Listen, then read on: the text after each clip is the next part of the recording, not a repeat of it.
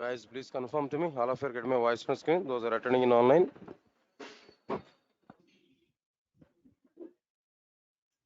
Guys, please confirm to me. All of you are getting my voice on screen. Those are attending in online. Is my voice is clear to all of you guys?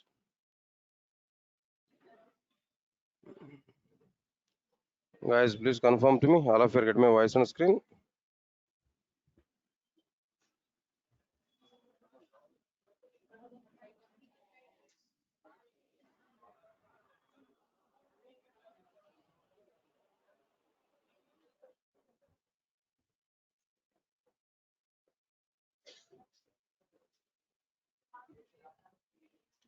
Right. Good morning, guys.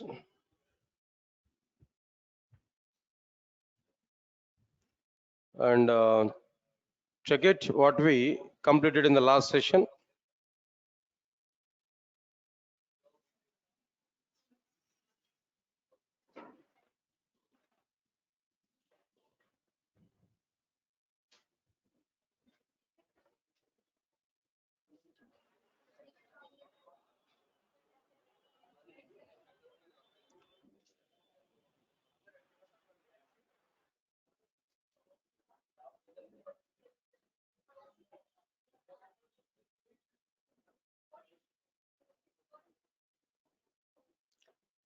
Okay.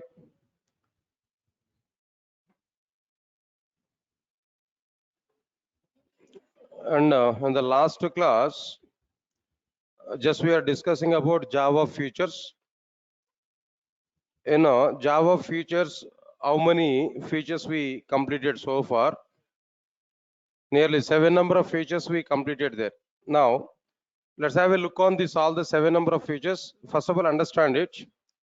To know what is Java in a short manner, we need to go for Java features. Okay.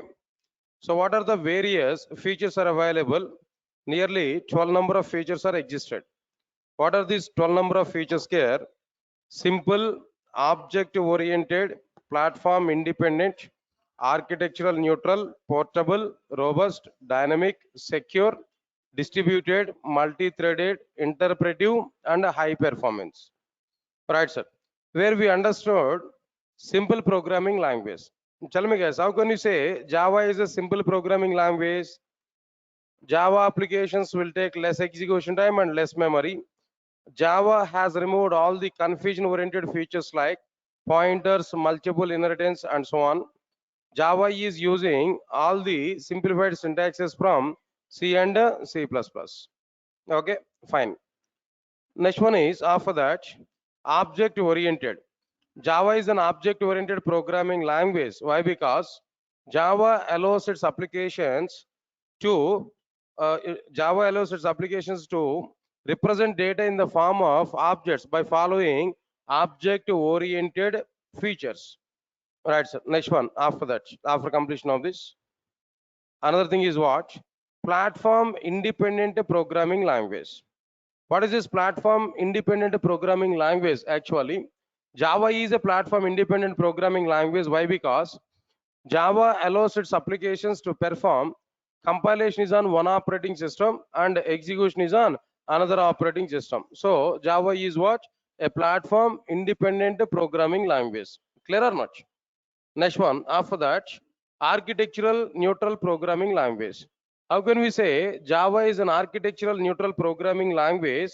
Java allows its applications to perform. Compilation is on one hardware architecture and execution is on another hardware architecture. So Java is what now? An architectural neutral programming language. Next one is portable programming language. Nothing, sir. No specific reason for this. Java is a more portable programming language. Why? Because we can switch Java program from one operating system to another operating system and one hardware system to another hardware system easily. Easily we can switch. Why? Because it was already platform independent. It was already hardware independent. So Java is what? A portable programming language.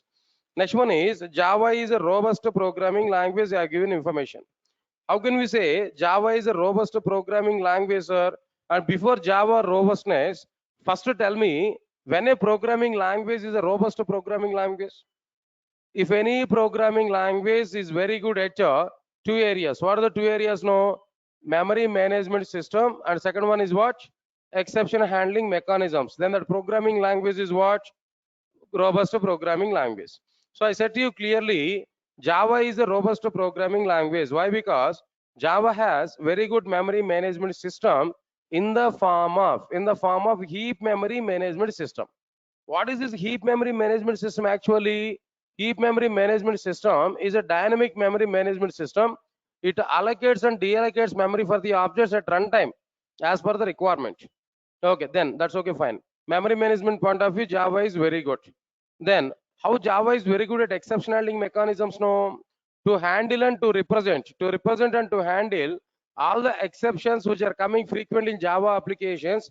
Java has given a separate predefined library for every exceptional situation. Java has given a separate predefined library. Now tell me why Java has given a separate predefined library. What is the intention of Java to give a separate predefined library? If we come for this particular point, answer is very clear. Java has given a predefined library, very good predefined library to represent each and every exception in order to handle that exceptions only. In order to handle that exceptions only. Got my point or not? So exception handling is very good in the case of Java. So because of these two reasons, we can conclude that Java is what? A robust programming language. Java is what? A robust programming language. Yes, sir. Clear or not? This is what exactly the point here we understood clearly. Next one is I given information about like what now? Dynamic programming language. Java is what? Java is a dynamic programming language. How can you say Java is a dynamic programming language? No, you know already. In Java, memory allocation for the primitive data types is going on at what time there? At a runtime, not at a compilation time. Because of this reason, Java is what? No, a dynamic programming language. Next, we have to understand about like what? No, secure programming language. Right, sir. Now, from this point onwards, we have to understand all the remaining content. Now, try to understand this. And please listen, all of you guys. Next Sunday, I'm planning some extra session for you, especially this batch. Next Sunday, definitely I'm going to take some session. Maximum 10 o'clock schedule, I'm going to wind up by this Sunday. By this Sunday, this 10 o'clock class is going to be completed. But completely you have to attend at what time there? No, 8:30 to 10 only. This is a schedule. 1 week before itself, I'm giving the schedule. Please try to available to me, all of you. This Sunday, if I need to take the class on Sunday, then definitely I will take a session on Sunday. Definitely, you can expect at least 2 to 3 hours of time. 2 slots I want to take between the 2 sessions, just 10 to 15 minutes today like this. I will conduct the room. That means 9 o'clock to or 10 o'clock to up to 12 or 1 o'clock, I'll continue the session and I'll finish this total 10 o'clock class now. Everybody has to attend for these classes. Okay, what actually the pending concepts for us now? Nothing. Java features we are discussing. Next, Java programming format. Then after that, naming conventions. Okay, after that, steps to prepare first program. How to run first program, hello world information. That I will discuss there. By that, the total part will be completed at 10 o'clock. Next topic will be language fundamentals only. Today we started language fundamentals or not? To understand language fundamentals, no prerequisite is required. All these concepts are not mandatory to go for language fundamentals. Today we understood the concepts, same fundamental concepts only. Nothing is going to be happen. So happily we can continue up to this weekend. By this weekend, we are going to finish the 10 o'clock session clearly. Clear? Right. Now let's move on to the content here. Java is a secure programming language. Before understanding Java is a secure programming language, first of all, tell me when a programming language is a secure programming language. When a programming language is secure, then after that we will decide whether Java is a secure or not. Later on, definitely it is secure programming language only, but we need to understand some reasons. How can you say Java is a secure programming language? To understand this point, first of all, when we are able to say one programming language is secure programming language. Listen, all of you guys. If any programming language is good at 3 levels of securities, I will give the names also. 3 levels of securities. then that programming language is a secure programming language. What are the three levels of security here? No, first one is internal security, that is implicit security. Second one is web security, and third one is network security. Observe carefully. If any programming language is very good at internal security, web security, network security, that programming language is what? A secure programming language. That means indirectly what I am telling there, if the programming language is providing security at all corners of the requirements, in general, security is required at how many levels? No, internal security, web security, and a network security. These are the security related things. No, in all the sectors, if any programming language is providing solution, then that programming language is what? Secure programming language. Following or not? Okay. Now, I'm telling there, Java is a secure programming language.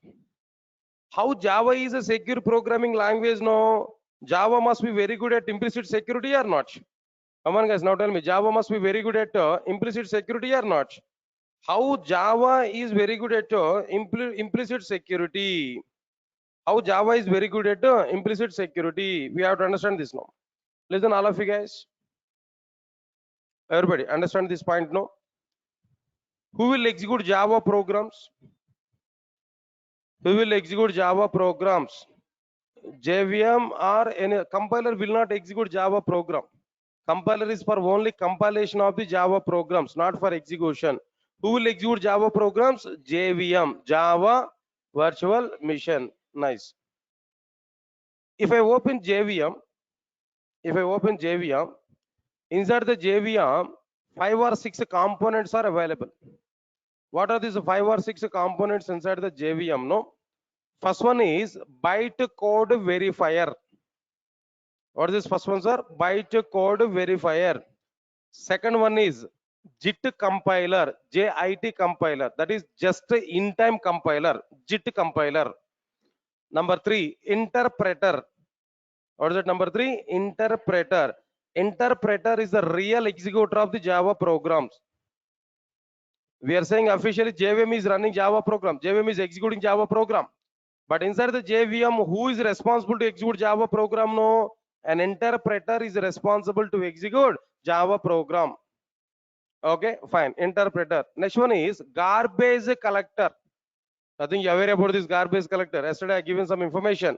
What this garbage collector will do? It will destroy the objects. It will destroy the objects. Garbage collector. This is existent. After the garbage collector, one more component is available, that is security manager. Another component is what? No, security manager. Come on, tell me what are the various top level components inside the JVM? No, bytecode verifier. 1 minute. Bytecode verifier, class loader. I forgot it actually. Class loader, JIT compiler, interpreter, garbage collector. Then what next one there? No, security manager. Security manager. Now the security manager is an internal component of the JVM or not? Its job is what? Providing implicit security for our Java applications. Providing implicit security for our Java application. That's it. With the help of the bytecode verifier, it will provide some security policies over the bytecode what we are trying to execute. So because of the security manager, Java is providing internal security to the Java applications in effective mode. So that we can understand Java is very good at implicit security is because of security manager with the help of bytecode verifier. That all the bytecodes are in well-formed format or not. Any misformations are coming in the bytecode or not. That everything could be checked by whom? Security manager with the help of what? Bytecode verifier. So implicit security point of view, Java is very good or not? Because of this security manager inside the JVM. Security manager inside JVM. Right, sir. Implicit security is very good. That's okay, fine. What is that next one, sir? Now tell me. What is this next one here? Now tell me. Web security. Other one is what? No, web security. Everybody understand this clearly. Web security. What is this web security actually? What's the meaning of this web security? For example, I think all of you are having Gmail accounts, I think so, right? Everybody is having Gmail account. If you open that Gmail account, www.gmail.com, on our browser, if you type this URL, what you are able to get now? What we are getting? www.gmail.com. If I type this on the browser, what we are getting? Immediately login page we are getting or not? Immediately login page we are getting or not? Good. Whenever we are getting login page now, there what we have to enter there? Username and password we have to enter. If that username and password is right, then immediately we are getting that mail page, the total home page of our mail account we are getting. If username and password is wrong, again the same login page we are getting, where that error message. What's that error message there? Invalid username and password we are getting. Got my point or not? So checking whether that user is the right user or not on the basis of username and password. If he is right user, forwarding to the next component. If he is not right user, displaying the same login page again with error messages. No, this overall process is nothing but authentication. That overall process is called as what? No, authentication. Yes, sir, got my point or not? Next one, listen carefully. One more point, guys. Observe carefully. I think all of you might be experienced with Amazon.com or Flipkart.com. I think so. Might be you have seen. You kept some orders there. Am I right? At least instead of that, I will go for more simple. Swiggy or Zomato. Might be you are having some experience, right? Yes, sir. Am I right or not? No response, guys. Leave that example also. More simple than as much as simple. Durgasoft.com website. Assume it. If you want to see all the courses of Durgasoft, Durgasoft.com. When we type it now, assume really it is not happen, but assume. When we type Durgasoft.com, automatically you will get a login page. If you want to view Durgasoft.com, first you have to prove yourself is a member of the Durgasoft now. Then where login page will come and username password already you created, that you have to enter username and password. That is authentication, part of the authentication completed. Then after completing that authentication, there we are able to get list of courses which are going to be allowed or not. List of courses we are able to get or not. List of courses we are getting. Okay, for example, today I have seen only 10 courses. Today I have seen only 10 courses. In the next upcoming courses, no, 10 courses only I have seen today. Okay, fine. Tomorrow also I will open the same website. But unfortunately, tomorrow I got nearly 20 courses. Yesterday 10 courses I have seen, and today 20 courses I have seen. But within the single day, what changes are happened at Durgasoft.com now? New courses are added or not? New courses are added or not? Who has added that new courses now? Are you adding that new courses, or Durgasoft has added that new courses now? Durgasoft has to add that new courses now. In Durgasoft also, who is taking that responsibility for maintenance of the total website? No, one person we assigned. For maintenance of the total website, one person we assigned. That person is trying to add the items to the Durgasoft.com. He is trying to delete the items from Durgasoft.com. He is trying to update the items in the Durgasoft.com. Got my point or not? Who is that particular person who is doing manipulations with Durgasoft.com? I can say that person is an administrator, admin of that website. Am I right or not? Similarly, we can expect the same thing with the Flipkart.com. We can expect the same thing with what? No, Amazon.com. One day you might be seeing 10 number of items in a particular category. Next day, if you search for the same thing in the search box, no, there you may get 100 of copies there, 100 of items there. On the single day, how these items are added there? That could be done by the administrator of the respective website. Am I right or not? Administrator. Okay. How this administrator is adding that items? No. How this administrator is adding the items? Do you have any idea on it? Whenever he is trying to add an item to the website, immediately it is asking to the respective person again username, password, and role. Username, password, and role. Got my point or not? Already he was authenticated. To view the content of that particular website, he completed authentication. Now again, whenever he is trying to manipulate with that website, again he has to enter his credentials or not. Now this time role also he has to specify. Username something and password is something, and the role is what? Admin, administrator. Role is what? No, administrator. Now that website will check whether this person is an administrator or not. That username and password will be checked in the administrator table internally. If he is the right administrator, if the person is a right person there, then that website allow him to perform modifications. If this person is not a administrator, then that website will give a message to him: you are not administrator, you don't have any rights to manipulate our content. Just you are the user, just you can view the content only, you don't have any rights to modify the content inside the website. After authentication, whether the right person or not to perform manipulations, checking that mechanism, checking that user is an administrator or not, checking that one, that process is called as what? No, authorization. That process is called as what? No, authorization. One more example. Whenever you are coming inside the class, you are showing your ID cards or not? That is entry level checkup.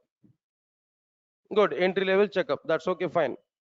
Then after completing your authentication at a gate, you are coming inside the class, you sat at chair or not? Where you are sitting there? You are sitting in the students port only. In the students part only, you are sitting there. Directly, you are not coming to me, you are not sitting in my chair. Am I right or not? Example, I'm telling that. Of course, even if you sit there, I don't have any problem. Then I will ask you to teach Java. That's it. But what is your responsibility? What is your right? What is your authorization? You have to come inside the class. You have to sit at chair only, and you have to listen the concepts only. But when it is possible for you to sit in my chair, definitely I will give one possibility. When it is possible to sit in my chair, no, there I will check whether you are the capable person or not to teach the Java. If I find you are the capable person, then only I will allow you to sit in my chair. That is again checking process going on or not. This is authorization. This is authorization, but entry level checkup is what? No, authentication. Guys, all of you are getting my point clearly. What is authentication and authorization? In every website, in every web application, this authentication and authorization is required or not? Definitely. That is called as what? Web security. That is exactly called as what? No, web security. That web security, to provide this web security in web applications, Java has given a separate implementation part, a separate model. That is what? No, JAAS. That model is what? No, JAAS. What is this JAAS actually? Java authentication and authorization service. Java authentication and authorization service, JAAS. So the JAAS was provided by Java to implement authentication and authorization mechanisms in our websites now. So Java is very good at Java is very good at web security or not? Because of this JAAS, Java is very good at web security or not? That's why Java is very good at web security because of this JAAS. Can you tell me, guys, what is this JAAS actually?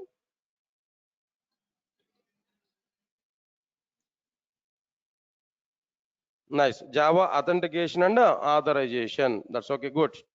Next one is, then after that, what next one here? Third level security is available. What about this third level security? No, network security. Network security.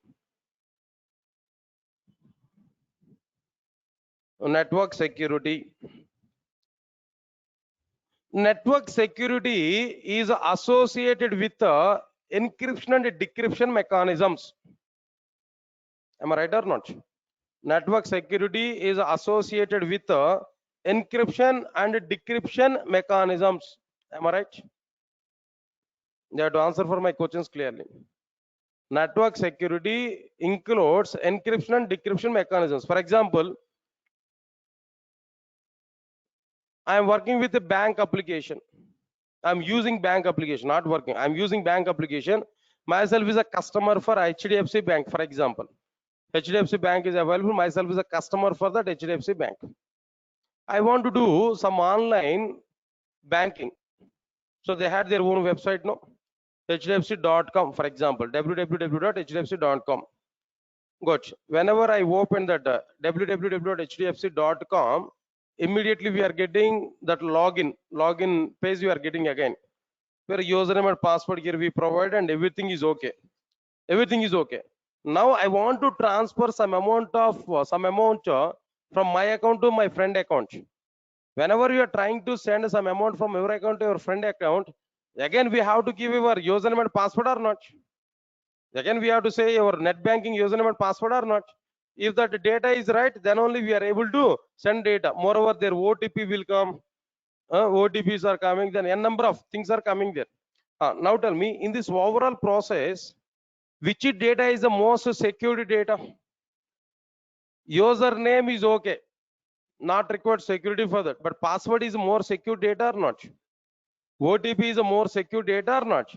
Now tell me, when I enter password, when I click on login button, that username and password must be transferred through the network to the server machine or not? The data has to be transferred over the network, am I right or not? When the data is transferred over the network as a plain text data, anybody else can see the data? Everybody will get the data. Anybody else can see the data or not? If it's a plain text data, if anybody else is seeing the data, he may log in our account with the same username and password. He may do any kind of transaction. He may go for withdrawals. He may transfer that amount from my account to his account. Security is less or not? So what we have to do there, whenever we are transferring the data must not be visible to the outsiders. The data must not be visible to the outsiders. The data should not be visible. Even the data is visible, that must not be in understandable form. Even though data is visible, but the data should not be in understandable format to the other person. Am I right or not? So where what we require there, encoding or decoding, otherwise encryption, decryption is required over the data or not? Whenever we are sending the data, where we have to encrypt the data, when data is transferred to the like a receiver side, now there the data has to be decrypted. When data is decrypted, then original data will come, that original data will be used. That means that encryption and decryption must be performed over the data which while transferring in the network or not. That means while transferring the data in the network, we need to go for some security or not. That security is nothing but what? No, network security. That security is what? No, network security. In the network security, number of algorithms are available. In a network security, n number of algorithms are available. What are all these n number of algorithms? So observe carefully. Number one, n number of algorithms are what? Bluefish algorithm, RSA algorithm, public key algorithm, shared key algorithm, digital signatures. Yes, all of you understand this clearly. What I'm telling you know, all these algorithms are related to what? No, network security algorithms only. If we follow either of this algorithm, automatically our data which you're transferring over the network will be safe. Otherwise, the data will be in unknown hands. If the data is available with other persons there, they can do anything. They can create any problem to our applications clearly. So network security is required or not required? Definitely required. But how Java is providing network security? How Java is providing network security? Java is providing network security. Java is providing implementations for almost all the network security algorithms which are used in outside. Java has providing some predefined implementations. Java has provided some predefined implementations for almost all the network security algorithms which are going on in outside. In general, which network security algorithms we required in our applications, for each and every algorithm, Java has provided a predefined support. Because of this reason, we can conclude Java is very good at network security also. Tell me guys, all of you now tell me, Java is a secure programming language or not? Yes. How can you say Java is a secure programming language? Why? Because Java is very good at 3 levels of security. What are the 3 levels of security? Implicit security, web security, network security. How can we say Java is very good at implicit security? Because of what? Security manager inside the JVM. How can you say Java is very good at web security? Because of what? JAAS. What is this JAAS actually? Java Authentication and Authorization Service. Java is very good at network security. Why? Because Java has provided predefined implementations for almost all the network security algorithms as part of its security module. There is a separate module, security module is available there. A separate might be predefined implementations are provided for network security algorithms. So because of all these reasons, Java is what? No, a secure programming language. This is one direction. Another side also I can give. Java is not using .exe files or not? Java uses only dot class files. Am I right or not? When compared with the dot class and the .exe, which files are more secured and which files are less secured? .exe files are what? Less secured, and dot class files are more secured or not? Even in that way also we can understand Java is what now? A secure programming language. Leave this point here. Now come for this next one here. What is this next feature? Java feature, no? Distributed programming language. Distributed programming language. Distributed applications.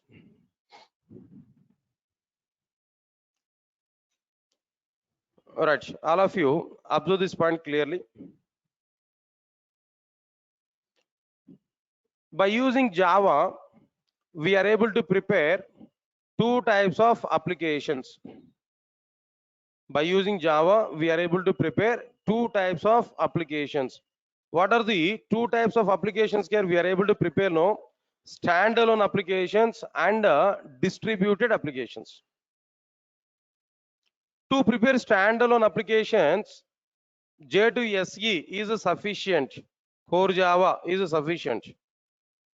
Okay, first of all, what is standalone application?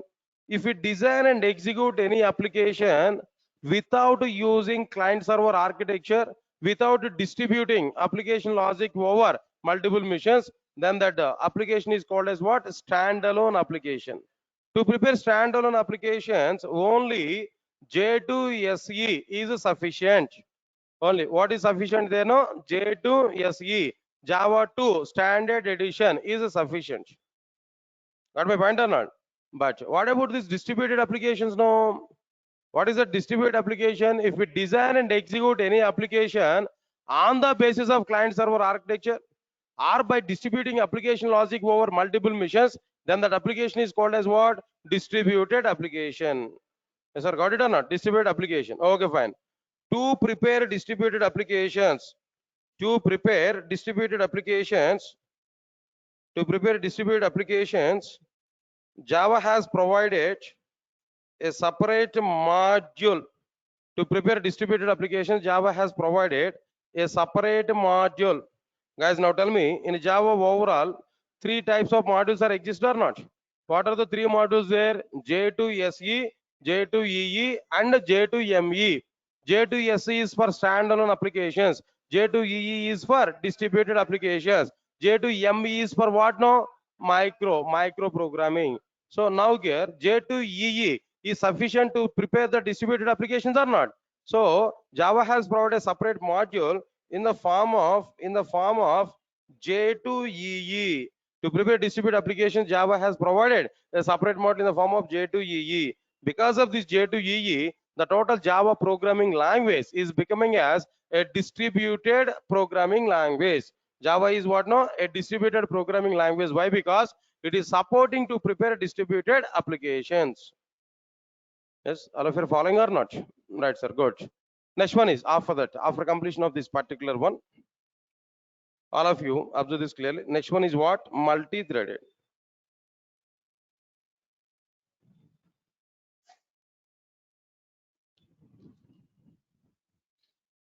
Multi-threaded.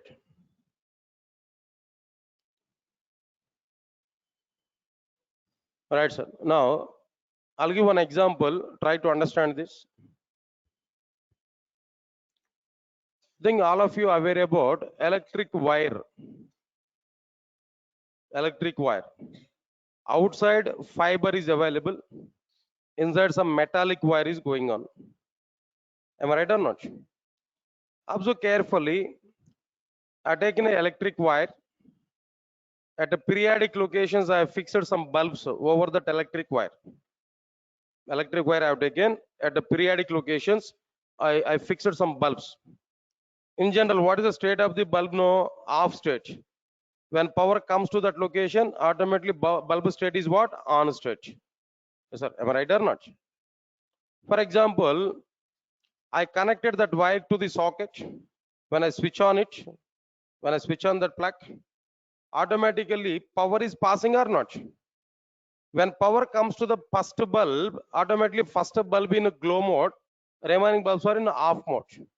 When power comes to the second bulb, first and second are in glow, the remaining bulbs are in what now? Off mode.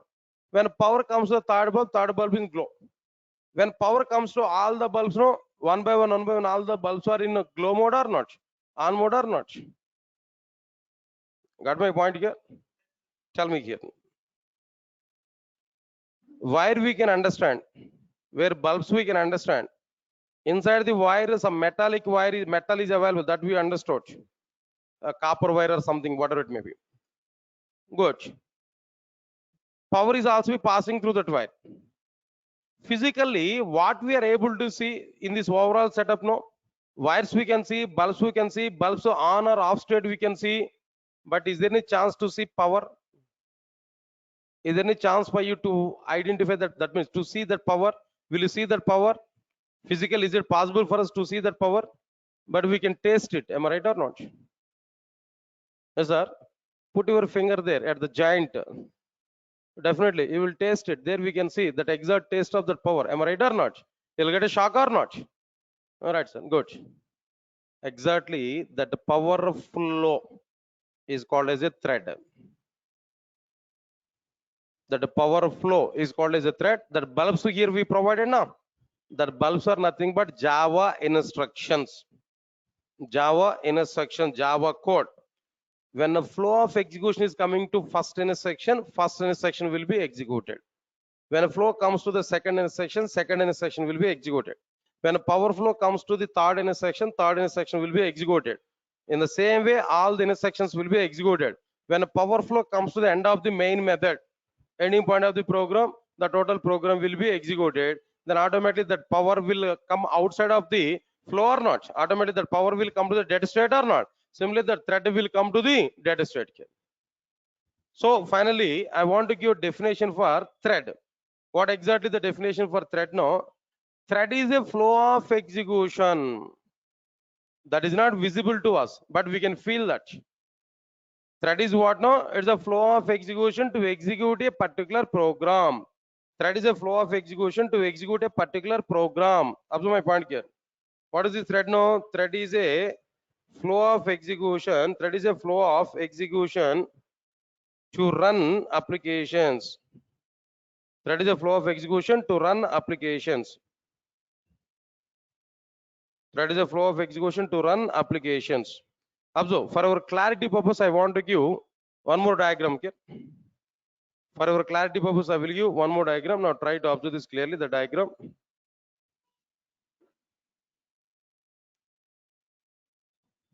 All of you guys, observe carefully. Diagram I want to provide. For example, this is my program. Inside this program, number of intersections are available. This is one intersection, this is another intersection, like this. Number of intersections are existed. Okay, this is Java application on directly I'm telling them. Now this Java application is representing a particular task or not? Program is representing a particular work or not? The program is representing a particular task. So this I'm telling there, this is what not task. Task is represented. So for task is not executed, just task is represented. But when we execute this program, then only the task will be performed. Writing a task is not the execution of the program. When we really execute that program, automatically the task will be performed. Now, to execute a program, we need a flow of execution. To execute a program, we need a flow of execution. We can observe this clearly, this flow of execution here now. So when I start execution, automatically a flow of execution will be created for this program. This is what a flow of execution. Now, this flow of execution to perform a particular task, this flow of execution to perform a particular task is called as what? A thread. It is called as what? A thread, not more than that. Now, observe carefully. What is it? Yeah, it will be a concept wise, both are same, but context point of view, some difference is available. So, for example, threading operating system in the sense what? Any example for it? Yeah, that's what I'm telling you. Anyway, of course, this total concept will be covered in multi-threading topic. But anyway, for our information, I'm telling there, always operating system will create a processes. From that process, we are able to create some sub processes there. That lightweight, that sub processes are treated as what? No, threads. For example, anyway, concept is coming. That's why I'm telling to you. Java compiler, Java program execution done by JVM.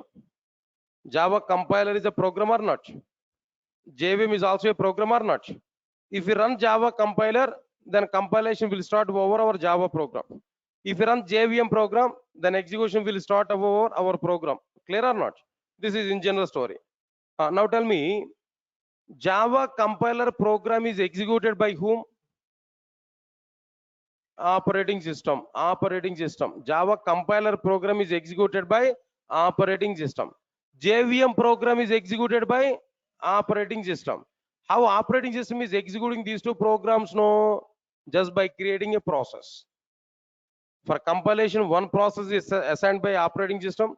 For execution also, for JVM program also, another process will be assigned by operating system. This is quite common. When this process is coming to the JVM, now JVM will create a thread to execute our program. If any 100 lines of code is available, who will execute that program? JVM. How JVM will execute that program? By creating a thread. By creating a thread. Understand my point here? But basically, process is provided by operating system. Over this, the process is also a flow of execution, but it is heavyweight. Over that, JVM will create a small processes, small things. That small things are nothing but what? No, threads. The threads are allowing to execute our program. That program will be executed. This is in general what exactly the differentiation is going on. Why? Which one? C and C++. That is a design part of the C and C++. Their idea is like that. But Java was provided by Sun Microsystems. Their idea is what? This idea of this one. We cannot say why you are not implementing this one to the C vendor. As per their requirement, they have given that their own ideology. That C programming ideology is like that. Of course, in C programming also might be bit threading is going on. Who said you totally C programming language is going on only purely process now? Yeah, bit threading is going on even in the case of C and C++ also. But majorly in Java, purely thread based. In Java, purely thread based, not process based. Understand it now? Okay, fine. All right, sir. Now, anyway, observe carefully what I'm telling you clearly. No. Now, observe carefully. Here, this flow. This flow. Whatever the flow here I'm providing there. This flow is nothing but what? No, is a thread. Observe carefully. This is called as what? No, a thread. Get my point or not? This is what exactly a thread. This thread, when this thread is executing our program, this total program automatically task will be performed. Writing a program for a particular task is nothing but representation of the task. But when we execute that program to perform a particular action, to perform a particular task, then what we require, flow of execution is required. That flow of execution is called as what? No, a thread. Got my point or not? Okay, good. Listen, all of you listen carefully, guys. Thread is a flow of execution to perform a particular task. That will be right definition. To perform a particular task. Executing program is also a task. Okay, good. There are two thread models. How many thread models are existed, guys? Now tell me. Two thread models are existed. What are the two thread models which are existed in general? First one is single thread model, and second one is multi thread model. Guys, and how many thread models are existed here? No, two thread models are existed. What are the two thread models? No, single thread model, and second one is what? Multi thread model. Okay, what is this single thread model and what is this multi thread model actually? Right, simple points I'm telling you, try to observe this clearly. Guys, all of you understand clearly. What is this single thread model? Assume carefully. My intention is not to discuss complete threading concept immediately. At least some idea I want to provide, try to follow this. I have an application. In my application, 5 tasks are available. How many tasks are available? 5. Means that 5 sub programs are available. In my complete application, 5 modules are available. At the end, I have to execute all the 5 modules. That is my situation. Point number 1. My system is allowing only one flow of execution, that is only one thread. How this single thread will execute the total program, the total application, that all the 5 modules? No. First, my thread will start module 1. After completion of that module 1 only, module 2 will be started. After completion of module 2 only, module 3 will be started. After completion of module 3 only, module 4 will start. After completion of module 4 only, module 5 will start. Now tell me, single thread is allowed. That single thread is a following sequential execution of the modules or not? That single thread is a following sequential execution of the threads of what be modules or not? Okay, that is single threaded model. But what is this multi-threaded model actually? Observe carefully. Same example. How many modules are available in my application? 5 modules are available. In multi-thread model, what is the story? What is the scenario? With respect to these 5 modules, we will not create only one thread. With respect to 5 modules, we will create 5 threads. 5 flow of executions we will create. We will assign each and every thread to each and every module. So 5 modules, 5 threads. All 5 threads are allowed to all the modules at a time. Observe carefully. Then automatically now tell me, all threads are executing all modules at a time or not? Maybe with some time delay also. Might be all the modules are executing parallelly or not? Now tell me, multi-thread model allows more than one thread at a time to execute our application. So it follows parallel execution or sequential execution? Parallel execution. It follows what? Parallel execution. Am I right or not? Single thread model is following what? Single thread model is following what? Single thread execution or parallel? That means sequential execution or parallel execution? Sequential execution. Multi-thread model is following what? Parallel execution. Observe carefully. Now tell me, when all the modules are executed sequentially one by one, automatically execution time will be increased or not? Automatically overall execution time of the application will be increased or not? Okay, when all the modules are executed parallelly, execution time will be reduced or not? Execution time will be reduced or not? Just assume the situation. Next one, wherever execution time is increased, their performance of the application will be reduced or not? When execution time is increased, automatically performance of the application will be reduced or not? When execution time is reduced, automatically performance of the application will be increased or not? Yes, you have to answer for my questions now. Now tell me, overall, which thread model is reducing performance of the applications and which thread model is improving performance of the application? Single thread model is improving or reducing? Reducing performance of the application, down the performance of the application, but multi-thread model is improve the performance of the applications or not? All right, sir. Now tell me, what about the Java? Java is following multi-thread model internally.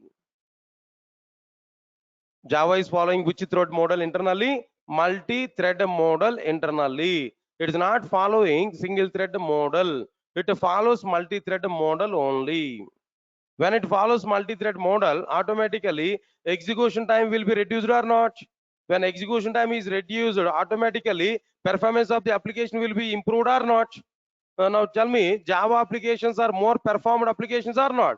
That means Java applications are high performance applications or not? Come on guys, you have to answer for my question. So if you understand this, one more feature you might be covered. If you understand this point, one more feature you might be covered. What is the last feature of the Java? High performance. How Java is a high performance programming language? Why? Because Java is what? Multi-threaded programming language. It follows parallel execution. It reduces the application execution time. So it improves the performance of the Java applications. So Java is what? High performance programming language. There also we can give the conclusion. But this is one of the reasons why Java is a high performance programming language. Let's have some small information here. Single thread model is what now? It allows only one thread to execute the complete application. Right, sir. Next one is what now? It allows only one thread in the sense it follows a sequential execution. When it follows sequential execution, what next one can know? It reduces, that means it increase application execution time.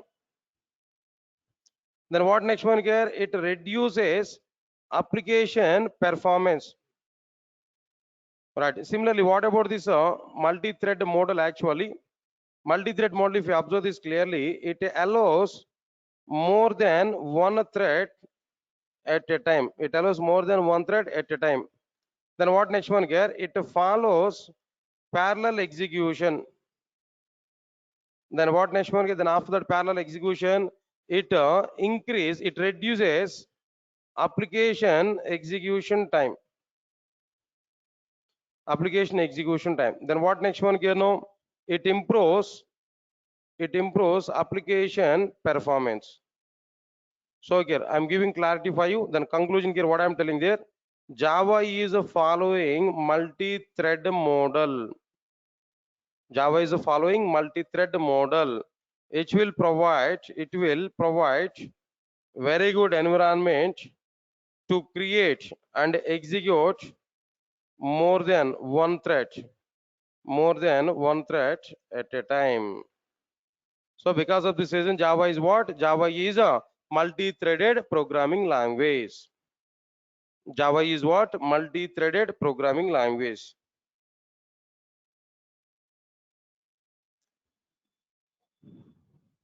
Guys, all of you are getting clarity or not?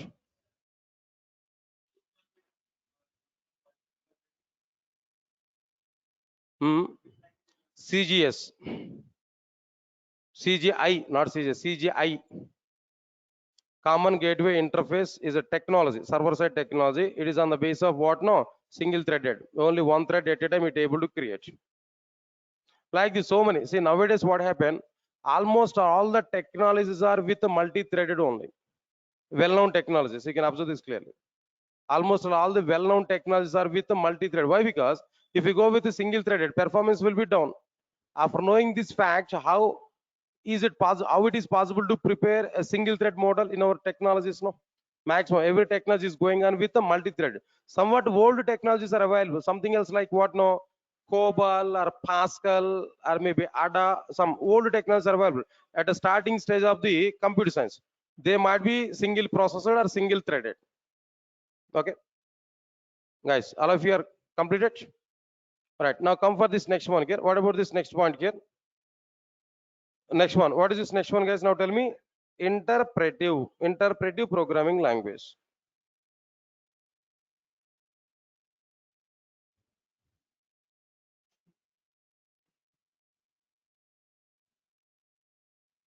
Huh. So I can give one statement here. I can give one particular statement. What about this statement? No. Here just the heading is what? Interpretive. Heading is what? Interpretive. But actually the point is what? Java is both compilative programming language and interpretive programming language. Java is both compilative and interpretive. Both are available. Java is both compilative and interpretive programming language. How, sir? How can you say Java is both compilative and interpretive programming language? No, simple point I'm telling there. Are you doing compilation over Java program? Is it mandatory to perform compilation over Java program or not?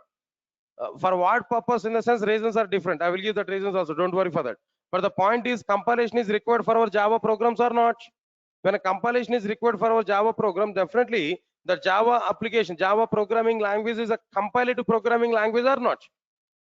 For example, SQL queries are available. SQL queries are available. What you are doing there, just we will open that SQL prompt where we type select a star from EMB1 semicolon, click on enter button, finish. That the command will be executed and finally we are getting output. Internally interpreter is executing that program and getting some output. So that is an interpretive programming language. That's purely what? No, interpretive programming language, where interpreter is used internally. But Java situation is not like this. Java is what? No, both compilative and as well as what? No, interpretive. Why? Because Java compilation is mandatory to translate our program from source code to bytecode. And not only that, to check the developers' mistakes. To check the developers' mistakes, again, compilation is required or not in our Java programs. Definitely compilation is required to check a developer's mistakes. So because of these two reasons, Java is what now? Compilative programming language. Come on guys, I can say Java is what? Both compilative and interpretive. How can you say Java is a compilative programming language? To translate Java program from source code to bytecode and to check a developer's mistakes in our Java program, we need compilation. Point number one. How can we say, how can we say Java is an interpretive programming language? Now tell me again, who will execute Java program, guys? Now tell me. JVM. Inside the JVM, who will execute Java program? An interpreter will execute our Java program. So interpreter is required to run our Java program or not? So Java is what now? An interpretive programming language. So Java situation is what? Java is both a compilative and interpretive or not? Okay.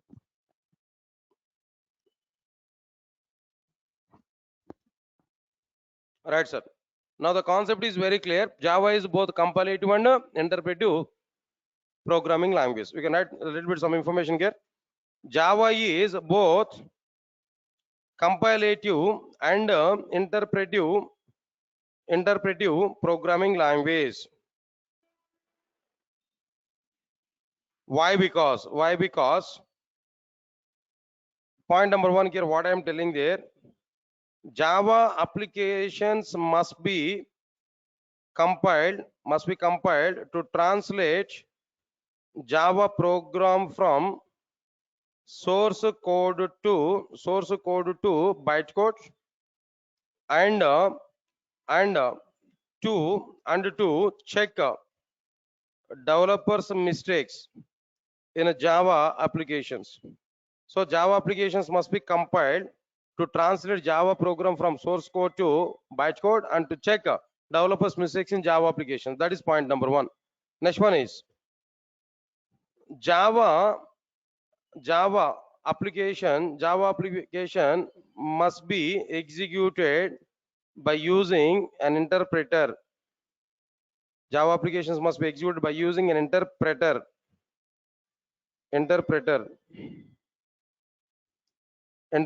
inside JVM. That's it. Now, because of these reasons, Java is both compilative and interpretive programming languages.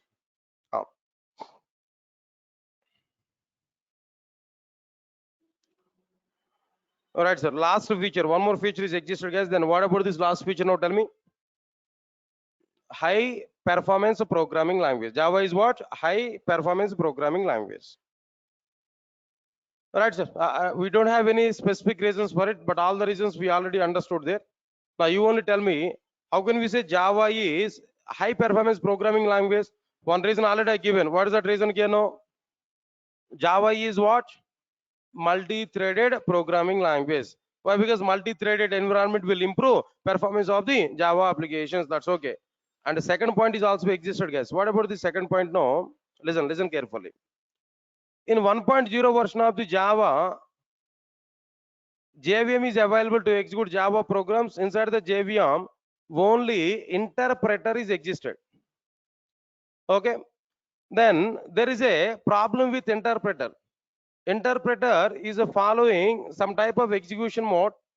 Interpreter is delaying the program execution. It takes more time to complete our program execution. Where to improve the performance of the interpreter, where to improve the performance of the JVM, in a JDK 1.1 version, a special component was introduced inside the JVM to boost up the performance of the JVM. That a special component inside the JVM is JIT compiler, JIT compiler, just in-time compiler. The main purpose of JIT compiler inside the JVM is what? To boost up the interpreter performance. When interpreter performance is good, automatically JVM performance is also be good. When JVM performance is good, automatically our Java applications performance is also be good. So to boost up the JVM performance, JIT compiler was introduced in JDK 1.1 version. So because of this JIT compiler also, automatically Java programming language performance will be improved or not? Now JIT compiler is a part of the JVM. JVM is a part of the Java programming language only. So automatically JVM performance is improved in the sense automatically Java programming language performance is improved or not.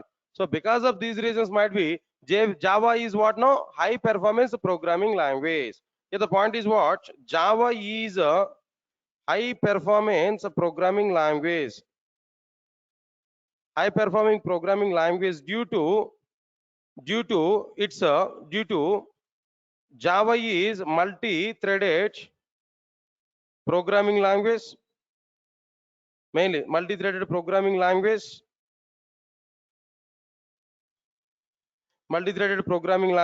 and JVM contains JIT compiler, and JVM contains JIT compiler to improve JVM performance, and JVM contains a JIT compiler to improve JVM performance. So finally Java is what now? High performance programming language.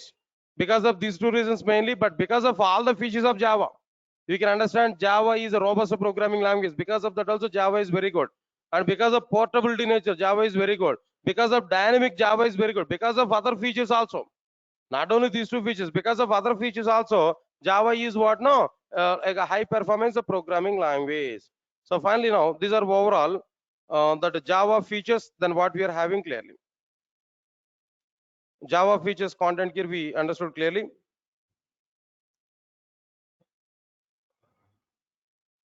Guys, observe carefully what I am telling to you clearly. Now tell me guys, how many Java features are available overall? 12 number of features are available. Can you tell me what are the various Java features here up to now? Simple programming language. Next one is what? Object oriented programming language. Next one, platform independent, architectural neutral, portable, robust, dynamic, secure, distributed, multi-threaded, interpretive, high performance. These are the various various features now. Can I ask questions on this? How can you say Java is a dynamic programming language? Memory allocation is going on at what time? Runtime. That's why it is a dynamic programming language. How can you say Java is a simple programming language? Less execution time and less memory. Next one is what? Removes already confusion oriented features, follows the simplified syntaxes from other programming languages. Next one after that. How can you say Java is a robust programming language? Come on. How can you say Java is a robust programming language? Very good at memory management system and having very good exception handling mechanism. So Java is what? A robust programming language. Clear. How can you say Java is a portable programming language? Able to switch from one operating system to another operating system and able to switch from one hardware system to another hardware system. How can you say Java is a distributed programming language?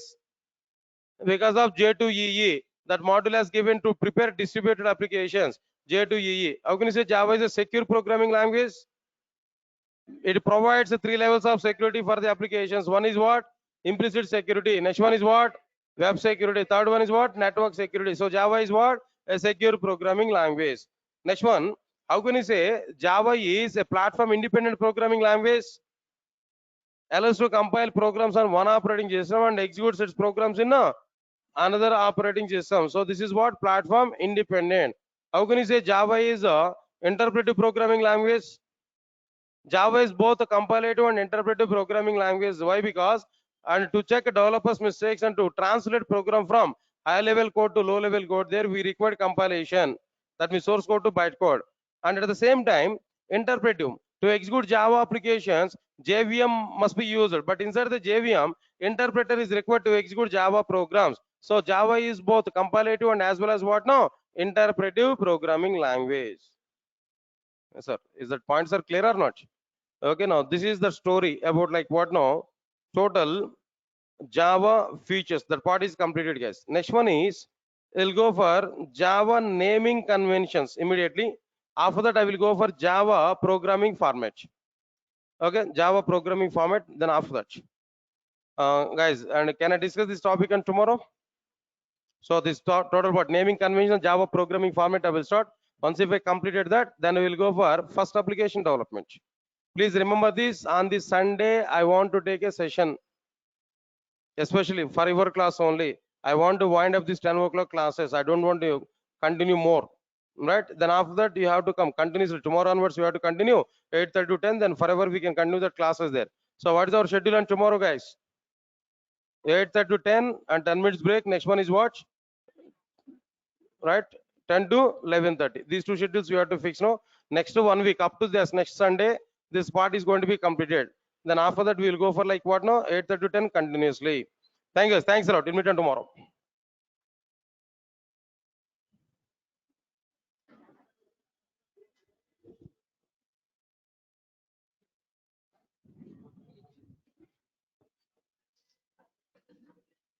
Yeah, guys, and Sadanand, right? 8:30 to 10 and 10 to 11:30. Yes, okay. Guys, and already I send links to everybody. 8:30 to 10 o'clock link, and as well as 10 to 11:30 link is also available. Just in the respective links only, you have to attend for these classes few days. Then whenever it is coming to the one slot, no, then only one link is going to be available. So you can continue with that. Okay. Yeah. Anything else, guys? If you have any queries, then I'll help you. Please raise your content. Akshita Vani, just one time reach out our office there. Just send a mail to Durgasoft online training at gmail.com. Otherwise, some mobile numbers are available. Try to check that mobile numbers. I think so it will be good. 888-525-2627, where Bhavani is a contact person. Just ask her, and she will help you how to do this. Okay, right. Hmm.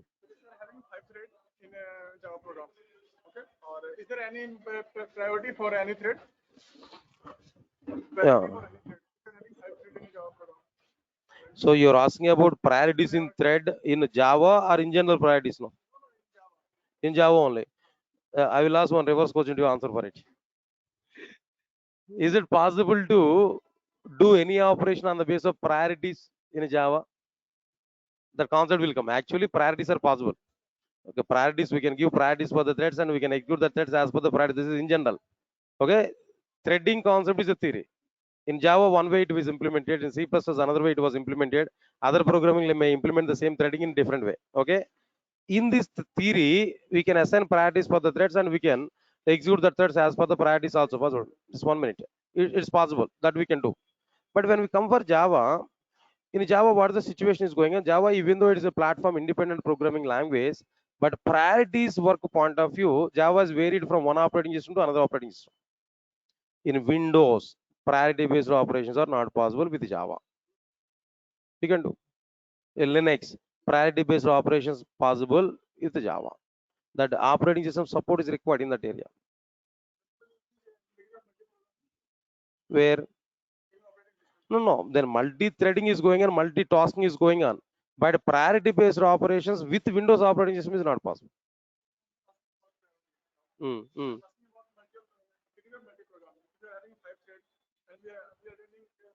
Of course, we can run parallelly. Definitely, definitely. Yeah, exactly. Anyway, then definitely I will discuss about the same concepts in multi-threading. So degree of multitasking will be improved with Java. Why? Because Java is supporting multitasking. Java, the basic concept of Java is what? Multitasking. Say, for example, one thing I'm telling you now. One example. Chatting application is available, right? Chatting application. Observe carefully.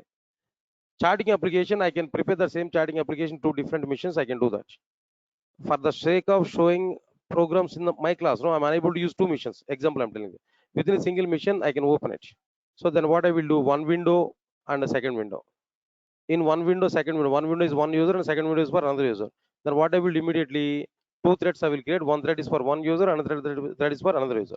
Like this 100 users I want to maintain that, then what I have to do, 100 threads I have to create. I will assign all 100 threads to 100 windows, 100 users. So now tell me, all the members are going to chat each other or not? Then how it is possible? Is because of what? Obviously. Then we are assigning individual threads for individual tasks. Okay, this is one example. Another example I'm telling you. For example, server-side program is available. Here you will get clarity, 100% clarity. Server-side program is available. Server-side program is able to handle how many requests at a time? One request or multiple requests? Multiple. For example, Facebook is an example. Multiple requests it able to handle at a time. Multiple requests in the sense what's going on at server-side programming in general. When request is coming from client, automatically thread will be created to execute the program. Facebook is an application. In the Facebook application, number of modules are available. For example, so one thread is coming to one module, second thread is coming to another module, third thread is coming to another module. So all threads are executing on each and every module parallelly or not. This is one case. Maybe multiple threads will come to the single module. There also multiple threads are accommodated by our program or not. Multiple threads are executed by single module. Concurrent threads here. The concept is concurrent threads. Understand clearly. So multiple threads are running on multiple modules is one case. Multiple threads are running on single module. Single module is another case. Both the cases are possible in the case of Java. There also we can prioritize how it is possible, when it is possible. In general, for server side application development, for servers maintenance point of view, nobody will use Windows operating system. Windows operating system only up to our workstations, up to our local machine only. When we go for server mission or server side application running there we are going to use Linux operating system majorly. So Linux operating system is supporting priority wise or not. For example, commonly number of requests are coming, but in some other situations, what happens? Some other requests will come there. Some other requests they are having more priority. Whenever more priority threads are coming there, automatically they will be executed first. Other priority threads will be stopped there by the time. That's my point now. So that kind of priorities also we can implement, but it depends on what operating system it is possible. Yeah, number of algorithms are available. Priority based algorithms are available. See, for example, it's nothing but like job scheduling in operating system. No? Same things are possible. We can implement it. But before all these things, what you are learning in Java, what you are learning, Java features topic. Think about it first of all. So that overall things will be covered in multi-threading as a separate topic. Is a when if you want to talk about all these things in Java, you must have very good knowledge in Java. The toughest part in core Java is multi-threading only. Understanding is very difficult in multi-threading. How it is difficult now? I can give one reason. I'll prepare a program. In that program, if I execute that program first time, I may get X output. If I execute the same program without change the second time, then I will get the Y output. Then people may have dilemma. In the previous output and present output both are different, but program is same. No changes on the program. But time to time execution, that output is varied. How can I believe these outputs now? How can I get the concepts here? But there, what happened there? That is not in our hands. That is depending on the time schedules which are provided by thread manager internally. So threads are executing there. In this particular instance, for first thread only 2 seconds of time. The second thread is 4 seconds of time. Next one is 5 seconds of time. Maybe second time when we execute the program, the time slots will be varied there. Timestamps will be varied. First thread may get 5 seconds of time directly. Second thread may get 2 seconds of time. Third thread may get 1 second of time. Variation will come. First time to second time to third time, variation will come.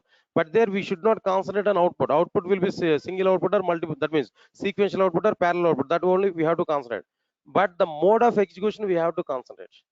On the base of that only we are going to get the conclusion. That's why multi-threading is the toughest part.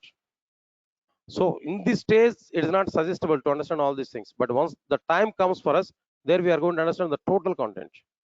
Where multi-threading is one of the favorite topic for us. So where I need to put nearly 1.5 weeks of time to complete basic multi-threading. Concurrent model is available. If you go for that, then again more time will be taken. So definitely we'll cover all these things. Don't worry. Yeah, definitely. If you go for any gaming related software companies, no, then definitely they'll put more stress on multi-threading on gaming related. Java is the best technology to go for gamings. Where there also be multi-threading. Everything is going in multi-threading. Simple example I'm telling there. Racing is available. Horse racing is available. 10 horses are participating in the racing. Betting will be started in outside. Then people are giving their betting options there. Okay, horse 1, horse 2, and so on, horse 10. Then what happened there? Where there is a start button. If they click on start button, automatically all the horses have to be started. But at the time of starting that, at the time of clicking that button, also we don't know which horse will win. But definitely one horse will win. Even that organizer is also not aware about it, which horse is going to win. Observe carefully. Then how that game is prepared there? 10 horses in the sense 10 threads internally. When they're running in the sense 10 threads are running internally. But in multi-threading, what is the funniest thing is what? Which thread will be completed first and which thread will be completed last, we cannot predict it. Even that organizer also, even I'm teaching the Java, even myself also, I'm not predicting that. I'm executing the program in the classroom. Myself also, I'm unable to predict it. But then it will come to the, when we are able to identify it, Whenever we are getting the result, then only we can confirm it. The same concept is required in gaming or not? Same thing is required in gaming or not? Observe carefully. So their multi-threading is much suitable. In gaming software, multi-threading is a perfect match. Okay, just 1 minute.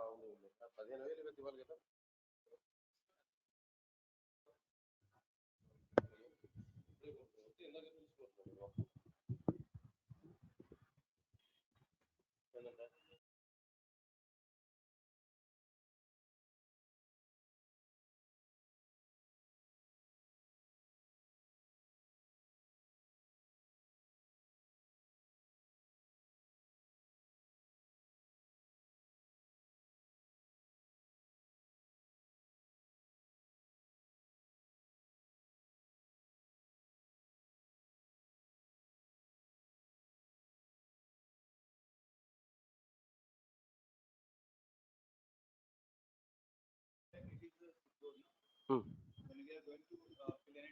Hmm. Hmm. Hmm. Secure, right? Yeah, exactly. Protocol level security, that is protocol level security. Then protocol will internally be able to manage it. But whether they are using exactly Java or not, no confirmation for it. But protocol has to manage that data transformation in secured mode. That's why HTTPS overall this is over secure socket layer over HTTP. Yeah. Basic encryption and decryption mechanisms. Basic decryption and encryption mechanisms. Yeah, maximum. But HTTPS is providing one type of security. But our applications will take the responsibility of encrypting the data, decrypting the data while transferring the data. Language, at language level. That's fine. Guys, just still 1 more minute of time. No, no. When I complete this total introduction part, like I will intimate in the classroom. Then. Sure. Angular course when you will start. Angular? Angular course when you will start to teach. My classes will take some time, sir. Not immediately. First of all, I'm thinking about Java, but totally core Java, advanced Java, Hibernate, Spring, web services, microservices, and up to that part I will take now. Remaining courses somebody else will take now. But if time is available for me, I will take the sessions a bit. That means then I will monitor these classes. If we have any issues there, then I'll provide some solution for it. That I'm telling you. But immediately I'm starting in the sense I'm busy with the core Java classes. Let me complete Java. Then after that I may think about other courses. Sure. So Java is a version for us. First of all, I have to complete all these courses in a tight mode. Then everything in the core Java is a lot of concepts are available. But I have to work more and I have to give more and more content there. That's why it is taking some time. Even the core Java is taking some time, but when we come for the framework level, the time will be reduced. There we are plan for it. But first of all, let me think about Java totally. Within 4 days, I'll start advanced Java. But still core Java, some topics are remaining. I'll complete that parallel. Then I'll start advanced Java. Okay. Sir, now actually I am joining the full stack Java courses. Uh, So there is any separate batch regarding full stack Java or sir all mixed batch core Java? is everybody. Then some of them are taking basic Java and everybody. Then once when core Java is completed, when advanced Java is coming, there all core Java people will be removed. Only package people will come. Then after completion of advanced Java, only frameworks people, only complete Java and full stack Java. At the end, only full stack Java people will come. Yeah. Sir, regarding I have to inquire about notes. Mm-hmm. Soft copy you are able to get complete document. Yeah. Sure. Class. Yeah. PDF format. One file is available. Classroom notes also I will share with you. But, yeah, I will share. I will share all the programs. I will keep inside that notes. Even a soft copy coding part is available and inside the classroom. Whatever the applications I'm doing, as these applications I'll share with you. Yeah, sure. Definitely you can practice. By seeing that content, you can practice. Definitely. Sure. Don't worry. You can practice. Even if you have any doubts, also you can ask the questions like this. Their questions box is available. There you can type no. There I'm able to watch every question I used to watch. On prompt, I'll give the reply immediately. Maximum by seeing that when question is coming, I'll give reply. But now I'm talking with you, right? All the people. That's why I'm not replying that. Now immediately I'll go for reply. In the classroom also, whenever I'm teaching the content here, all of a sudden I'll raise the question and I will give answer there. That questions are coming from online students only. Okay. Yeah, sure, sure, sure. Definitely, definitely. Yeah, one time talk with Wobe sir. He's our admin there. There you can talk with him. He will help you definitely. Guys, and regarding this online, not added to Durgasoft website provided on Google Drive. Buffering issue is with the Google Drive. Added to Durgasoft online website post that it's better. Okay, okay, Nitish, and I'll check the possibility. So I will take the action there. If it's continuously doing the problem, then I'll take the action. Okay, guys, and anything else, guys? Anything else from online people? Thank you, Nitish. Thank you.